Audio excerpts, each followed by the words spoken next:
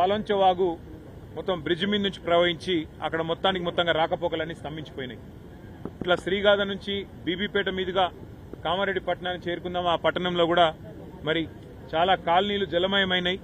చాలా ఇండ్లల్లోకి మొదటి అంతస్తు పైకి కూడా నీళ్లు వచ్చినాయని చెప్పి శ్రీగాధ మీద నుంచి పోదామని అనుకుంటే ఇక్కడ కూడా దోమకొండ చెరువు తెగిపోయి ఈ రాకపోకలు ఇటువైపు నుంచి కూడా మొత్తం స్తంభించిపోయిన పరిస్థితి. అంటే దాదాపుగా ఇవాళ కామారెడ్డి పట్టణానికి ఆకాశ మార్గం ద్వారా తప్ప రోడ్డు మార్గం ద్వారా పోయే పరిస్థితి ఈరోజు ఈ నిమిషానికి లేదు. అంత ఉధృతంగా ఒకవైపు పలంచవాగు, మరొకవైపు కుడలివాగు, ఇంకోవైపు మానేరు, మొత్తంగా చాలా పెద్ద ఎత్తున ఈ వరదల విపత్తు ఇవాళ రాష్ట్రానికి వచ్చింది. ఇంకా రాబోయే 4 రోజుల పాటు వర్షాలు విస్తారంగా కురుస్తాయని చెప్పి కూడా వాతావరణ శాఖ చెప్తా ఉంది. రాష్ట్ర ప్రభుత్వానికి మరి ఇంత జరుగుతుంటే, ప్రజలు ఇంత అవస్థల్లో ఉంటే, రాష్ట్ర ప్రభుత్వం ముఖ్యంగా గౌరవ ముఖ్యమంత్రి గారు మాత్రం నిన్ననేమో మూసీ నది సుందరీకరణ మీద వారు రివ్యూ చేసినట్టుగా చూసినాం. ఇవాళనేమో రాష్ట్రానికి ఒలింపిక్స్ ఎట్లా తేవాలని చెప్పి రివ్యూ చేస్తున్నట్టుగా ఇప్పుడే నేను టీవీలో చూసిన. పరిస్థితి ఎట్లా ఉంది అంటే, రోమ్ నగరం తగలబడుతుంటే ఆ చక్రవర్తి ఎవరో ఒక ఆయన నీరో చక్రవర్తి అని ఫిడేలు వాయించుకుంటూ కూర్చున్నాడట. అట్లా రాష్ట్రం వరదల్లో ఉంటే మూసీ సుందరీకరణ ముఖ్యమా, లేకపోతే రాష్ట్రానికి ఒలింపిక్స్ అనే డిస్కషన్ ముఖ్యమా, లేకపోతే ప్రస్తుతం పంట నష్టం ఎంత జరిగింది, ఆస్తి నష్టం ఎంత జరిగింది, ప్రాణ నష్టం ఎంత జరిగింది, ఎంతమంది విపత్తుల్లో ఉన్నారు, ఇది చూసుడు ముఖ్యమా? గతంలో టీఆర్ఎస్ ప్రభుత్వం ఉన్నప్పుడు, కేసీఆర్ గారు ముఖ్యమంత్రిగా ఉన్నప్పుడు సామాన్యులను కూడా మేము ఆనాడు ఇరుక్కొని పోతే మంచిర్యాల జిల్లాలో గాని, భూపాలపల్లి జిల్లాలో గాని వెంటనే హెలికాప్టర్లు పంపి మరి సామాన్యుల ప్రాణాలు కాపాడడం జరిగింది. ఇవాళ మన హెలికాప్టర్లు, మన రాష్ట్రానికి సంబంధించిన హెలికాప్టర్లు బీహార్లో తిరుగుతున్నాయి, కాంగ్రెస్ పార్టీ ఎన్నికల ప్రచారంలో తిరుగుతున్నాయి, ఇంకెక్కడెక్కడో తిరుగుతున్నాయి తప్ప సామాన్యులకు మాత్రం అందుబాటులో లేదు. ఖమ్మంలో వరదలు వస్తే అక్కడ కొంతమంది లేడీస్ అర్థనాదాలు చేసినా పట్టించుకున్నవాడు లేడు. ఇదివరకు ఖమ్మంలో కూడా హెలికాప్టర్ పంపలేదు, 3 మంత్రులున్నా. ఈ రోజు ఇక్కడ కూడా చివరికి ఇప్పుడు ఎన్డీఆర్ఎఫ్ హెలికాప్టర్ వచ్చి, నేవీ హెలికాప్టర్ వచ్చి నర్మాలలో చిక్కుకున్న మా వాళ్ళు 5గురిని ఇక్కడ బచాయించిన పరిస్థితి. దురదృష్టం, అందులో ఒక సోదరుడు నాగయ్య అని కొట్టుకొని పోయినాడు. అట్లాగే ఇంకా కొంత ఆస్తి నష్టం కూడా జరిగింది. కొన్ని గ్రామాల్లో ఏవైతే శిథిలావస్థలో ఇండ్లు ఉంటాయో వాటికి నష్టం జరిగి కూలిపోవడం కూడా జరిగింది. కొంత ఆస్తి నష్టం కూడా జరిగింది. కొంత ప్రాణ నష్టం, కొంత పంట నష్టం, కొంత ఆస్తి నష్టం, ఇవన్నీ జరిగినాయి. కాబట్టి రాష్ట్ర ప్రభుత్వం వెంటనే మేల్కొని, మరి ఇదివరకు మేల్కొని ఉండి కొద్దిగా అప్రమత్తంగా ఉంటే ఇంత అవస్థ కాకపోతుండే. కానీ ఎవరు పట్టించుకోలేదు, ముందస్తు ప్రణాళిక లేదు.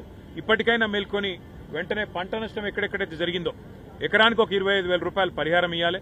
ప్రాణ నష్టం ఎక్కడైతే జరిగిందో ఇవాళ మరి నాగయ్య గారు ఇంకా కొట్టుకొని పోయినారు, 12 గంటలు దాటిపోయింది, ఇంతవరకు ఆచూకీ లేదు. దొరికితే ఒకవేళ ప్రాణాలతో దొరికితే సంతోషం. కానీ ఇంకెక్కడైనా ప్రాణ నష్టం జరిగితే కూడా, మెదక్లో కూడా ప్రాణ నష్టం జరిగిందని వింటున్నాం. ఒక్కొక్క కుటుంబానికి 25 లక్షల రూపాయల చొప్పున నష్టపరిహారం ఇవ్వాలి. ఒక్కొక్క ఎకరానికి 25,000 రూపాయల చొప్పున నష్టపరిహారం ఇవ్వాలి. కూలిపోయిన ఇళ్లకు కూడా వెంటనే వాటి స్థానంలో ఇందిరమ్మ ఇండ్లు మంజూరు చేయాలని చెప్పి కూడా డిమాండ్ చేస్తూ మా పార్టీ తరఫున కూడా మా కార్యకర్తలు, నాయకులు ఎక్కడికక్కడ, ముఖ్యంగా కామారెడ్డి పట్టణంలో గంప గోవర్ధన్ గారు తిరుగుతూ ఉన్నారు, ఎల్లారెడ్డిలో నల్లమడుగు సురేందర్ గారు తిరుగుతూ ఉన్నారు. ఎక్కడన్నా ప్రజలు ఇబ్బందుల్లో ఉంటే కార్యకర్తలు, నాయకులు వారికి సరిపడా మంచినీళ్లు, ఆహారం ఇవన్నీ కూడా అందించి అవసరమైతే కొన్ని వైద్య శిబిరాలు కూడా పార్టీ నుంచి ఏర్పాటు చేస్తాము. మేము మా ప్రయత్నంగా, మేము ప్రతిపక్షంలో ఉన్నా కూడా ప్రజలను ఆదుకునే ప్రయత్నం సంపూర్ణంగా చేస్తాం. మరి ఇక్కడ రాష్ట్ర ప్రభుత్వం వెంటనే మేల్కొని సహాయక చర్యలు, వెంటనే ప్రజల ఆస్తి నష్టం, ప్రాణ నష్టం లేకుండా ప్రయత్నం చేయాలని చెప్పి వారిని కోరుతా ఉన్నాము. అట్లాగే నర్మాలలో కూడా మా పార్టీ నాయకులు ఇక్కడే ఉండి సహాయక చర్యలు పర్యవేక్షించి ఆ కుటుంబాల్లో ధైర్యం నింపినందుకు వారితో నేను కూడా నిన్న మాట్లాడినాను, వాళ్ళు చిక్కొని పోయిన వాళ్ళందరితో కూడా. కానీ మరి ఈరోజు ఉదయం హెలికాప్టర్ వచ్చి వారు స్పందించి కాపాడినారు, చాలా సంతోషం. నేను అధికారులను అభినందిస్తా ఉన్నాను. చాలా మంది పోలీస్ అధికారులు, చాలా మంది రెవెన్యూ అధికారులు కూడా ఎక్కడికక్కడ అప్రమత్తంగా ఉండి గత 24 గంటలుగా స్పందించి పనిచేస్తున్నారు. ప్రభుత్వం పని చేసినా చేయకపోయినా, ప్రభుత్వ పెద్దలు పనిచేసినా పని చేయకపోయినా అధికారులు అప్రమత్తంగా ఉన్నందుకు, పనిలో నిమగ్నమైనందుకు అధికారులకు, మీడియా కూడా మొత్తం రాష్ట్ర వ్యాప్తంగా మరి అన్ని వార్తలు కూడా ప్రజల దృష్టికి తీసుకొస్తున్నారు. ఎక్కడెక్కడ ఇబ్బందులు ఉన్నాయో చెప్తున్నారు. మీడియాకు, అధికారులకు మా తరఫున, మా పార్టీ తరఫున హృదయపూర్వకంగా కేంద్రం సహాయం కోరడంలో రాష్ట్ర ప్రభుత్వం నిర్లక్ష్యంగా వ్యవహరించింది. రాష్ట్ర ప్రభుత్వానికి కనీసం అసలు ఇక్కడ ఏం జరుగుతున్నది, ఉపద్రవం ఎట్లాంటిది రాబోతున్నదని ఒక ప్రజలకు హెచ్చరిక చేయాలన్న ఇంగిత జ్ఞానం కానీ, లోతట్టు ప్రాంతాల్లో ఉండే ప్రజలను తరలించాలన్నది ఆలోచన కానీ, మాన్సూన్ ప్రిపేర్డ్నెస్ అనేది ఉంటుంది. మాన్సూన్ ప్రిపేర్డ్నెస్ అంటే వర్షాకాలం రాకముందే శిథిలావస్థలో ఉన్న ఇండ్లు ఎన్ని లెక్కబెట్టి వాళ్ళని ఖాళీ చేయించడం, ముఖ్యంగా లోతట్టు ప్రాంతాలు వర్షం ఉండే పరిస్థితి ఉన్నప్పుడు ఎక్కడెక్కడ ఉన్నాయి, వరద ఎక్కడొచ్చే అవకాశం ఉంది, వాళ్ళని తరలించాలి, వాళ్ళకి ఇబ్బంది కాకుండా చూసుకోవాలి. అవసరమైతే కొన్ని చోట్ల రహదారులు మూసేస్తాం. ఎందుకంటే ఇప్పుడు నిన్న మా వాళ్ళు ఇక్కడ 5 చిక్కుపోయినారు. ఎందుకు చిక్కుని పోయినారు? కేవలం వాళ్ళకి ఎవరు చెప్పకపోవడం వల్ల వరద వస్తుందని, మానేరులకు నీళ్లు వస్తున్నాయని, 1,00,000 క్యూసెక్ల నీళ్లు వస్తున్నాయి ఇవాళ అప్పర్ మానేరులకు. మరి 1,00,000 క్యూసెక్ల నీళ్లంటే వచ్చినప్పుడు సహజంగానే ఇక్కడ రాకపోకలన్నీ ఆగిపోతే అని అందరికీ తెలుసు. అట్లాంటిది ముందే జిల్లా కలెక్టర్ గారు కానీ జిల్లా యంత్రాంగం కానీ మేల్కొని రాకపోకలు ఎక్కడెక్కడైతే బ్యారికేడ్లు పెట్టి ఆపేయాలి, ఆపేసి ఎక్కడ కూడా నష్టం జరగకుండా చూడాలి. వాళ్ళ అదృష్టం వాళ్ళ 5 బతికిండ్రు. వాళ్ళకి నిజంగానే ఇంకా వరద పెరిగి కొట్టుకుపోయే పరిస్థితి వస్తే దానికి బాధ్యత ఎవరు? ఇట్లాంటివన్నీ కూడా ప్రభుత్వం ముందు మేల్కొని ముందస్తు ప్రణాళికలు రూపొందించుకుంటే జరుగుతుంది.